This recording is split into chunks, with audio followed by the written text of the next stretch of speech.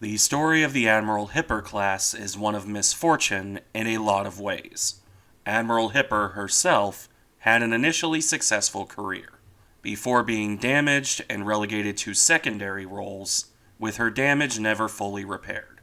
Blucher was sunk on her first combat operation by aging reservists and antique weapons. Seydlitz was never completed, as the Germans decided a 95% complete cruiser was the perfect thing to tear apart and make into a questionable light carrier. Prince Eugen bucked the trend in being something of a luck vampire. She survived the war while everything around her was sunk or damaged. And then there was Lützow, the final member of the class. In a similar way to Seydlitz, this cruiser would never be completed. In her case, however, it was due to being transferred to the Soviet Union while still incomplete. The Soviets lacked the resources to complete the cruiser, and the Germans, well, Operation Barbarossa rather got in the way of sending things to the Soviets. The end result would be Lützow, under various Soviet names, seeing a less than ideal service career. Never completed, as said before, but still used in combat. Combat against her builders, which is not exactly common. In the end, she ultimately ended up as a barrack ship. A barrack ship that we don't even have a firm scrapping date for. Not a glamorous ending at all. Before we can get to that, though, let's first look at technical details. Lützow, in common with Seydlitz, was initially designed as a, quote, light cruiser variant of the Admiral Hipper design. Light in the sense of the weaponry she carried, not her overall displacement. While the basic Hipper design called for 203mm 8-inch guns, the light cruiser variant ditched those, replacing the 8-inch guns with 12 15cm 5.9-inch guns instead. This design was, however, short-lived. Before either of the cruisers were laid down, they reverted to the heavy cruiser layout. It's debatable how serious the Germans really were about the idea in the first place.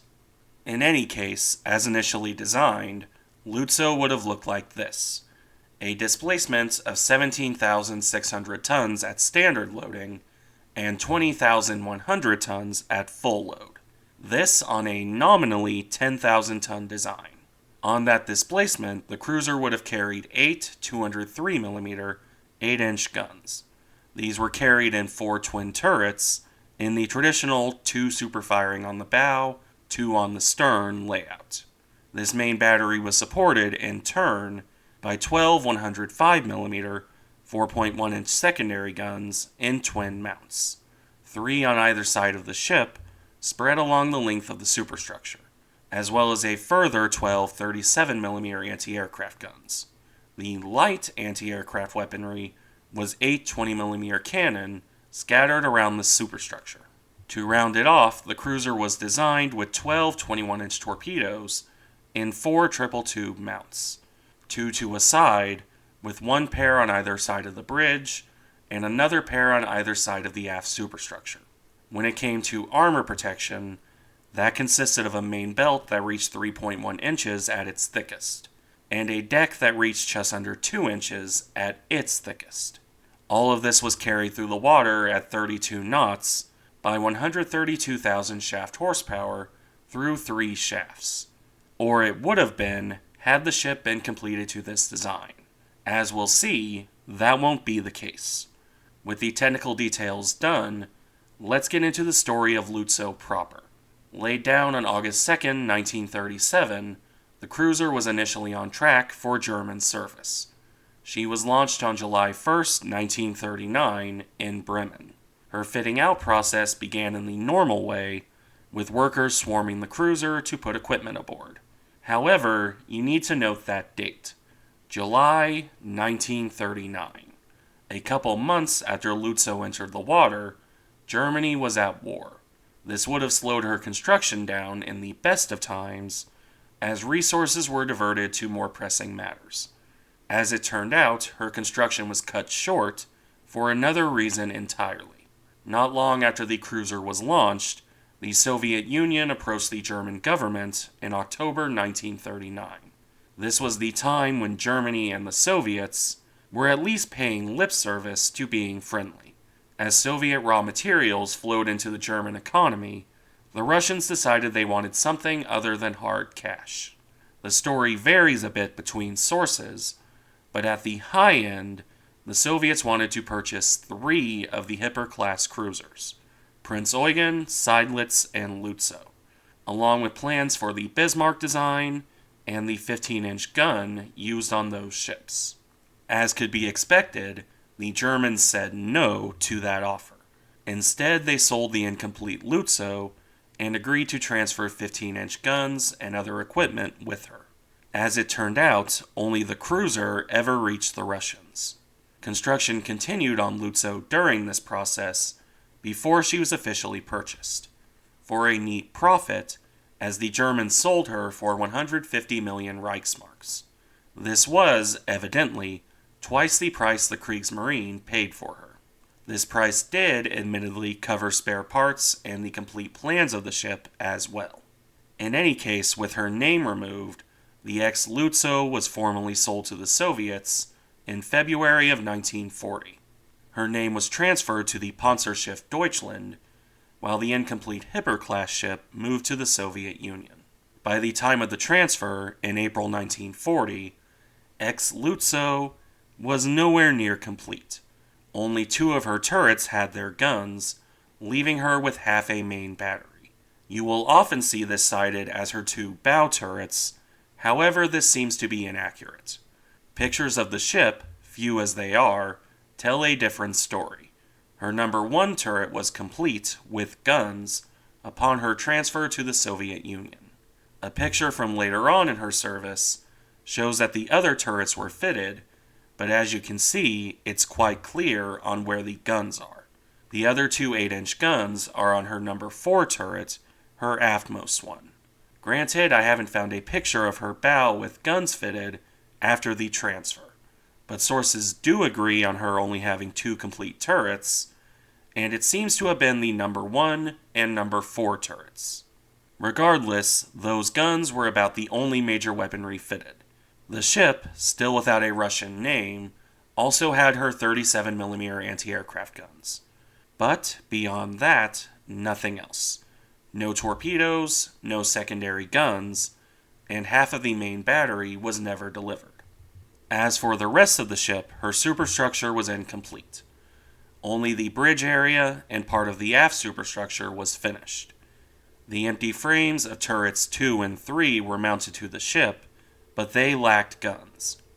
Construction did continue after the cruiser arrived in Leningrad. However, this was a slow process, and it's not hard to imagine why. The Germans had no real intention of helping to finish the ship, and the Soviets lacked the means to do so themselves. Further issues came in the need to train a Soviet crew. As the experience of Prince Eugen could tell you, these ships were finicky if they had a crew that didn't know what to do. The Germans, continuing to show how little they really cared, didn't help much. Arguments raged between sending German instructors to Russia or Soviet crew to Germany to train. In the end, neither happened. As this process continued, the Soviets eventually settled on a name. On September 25, 1940, the cruiser was renamed Petropavlovsk. This would just be the first of her Russian names, as it turned out. For the moment, construction progressed on Petropavlovsk. Slowly. Sea trials were initially intended for late 1941, if everything went according to plan. Naturally, it did not. On June 22, 1941, the Germans launched Operation Barbarossa. This rather brutally cut construction short at around 70 to 75% complete. This wasn't enough to set sail, properly anyway, but it was enough for Petropavlovsk to act as a floating gun battery in Leningrad. There's a certain level of irony here. The cruiser the Germans sold to the Soviets ended up used against the German army. In this, the ship performed well enough. Her 2 complete main battery turrets fired around 700 shells into the advancing German forces on September 7th, 1941. This didn't stop the advance, however, and largely served to make Petropavlovsk a floating target. German artillery returned fire on September 17th, forcing the Soviets to run the cruiser aground to avoid her sinking. It took over 50 shell hits to do that, so at least her armor worked. Although, at least one online source notes that she was outright sunk, not run aground. Unfortunately for the cruiser, she was even more of a target at that point. The story gets a bit fuzzy here, however. The cruiser is noted as being struck by German air attack in April 1942. Apparently, she was hit by Hans Ulrich Rudel and sunk by that bomb, assuming she wasn't already resting on the bottom from the earlier artillery bombardment. No matter the exact details, the cruiser was out of the war for some time. She was eventually raised on September 17, 1942. At that point, Petropavlovsk was towed up the Neva for proper repairs. During this process, in 1943, her name changed once again. Now renamed Tallinn, the battered cruiser was repaired to the best of the Soviets' ability, and then sent back down to Leningrad proper to bombard the Germans once again in 1944. I imagine that, over the course of this process, the Soviets fired off most of their stock of 8-inch shells. This cruiser was, after all, the only ship in the Red Fleet to use that shell type. With the Germans withdrawing from the area, however, Tallinn was taken out of active service. The repairs had only papered over lingering issues. Her machinery was wrecked, and she was still incomplete. The Soviets gave some thought to using parts from Weser, the ex-Seydlitz, to complete their cruiser. This never happened, of course. It was considered, rightfully so, too expensive. Even if they had fit the cruiser with Soviet weaponry, it would have been a lot of money for a one-off. A one-off using German equipment that they naturally couldn't get spare parts for. As a result, Tallinn was relegated to duty as a stationary training ship, and then, in 1953, to use as a barracks ship with yet another new name, Dnieper in this case. At this point, things become fuzzy once again.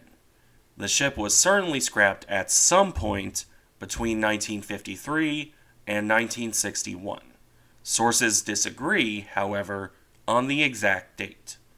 This isn't terribly surprising, considering Soviet records being difficult to come by. In any event, the ex-Lützow met her end by the scrapper's torch at some point in the 1950s. Thank you for watching. Remember to like, comment, and subscribe if you enjoy the content, and I'll see you in the next one.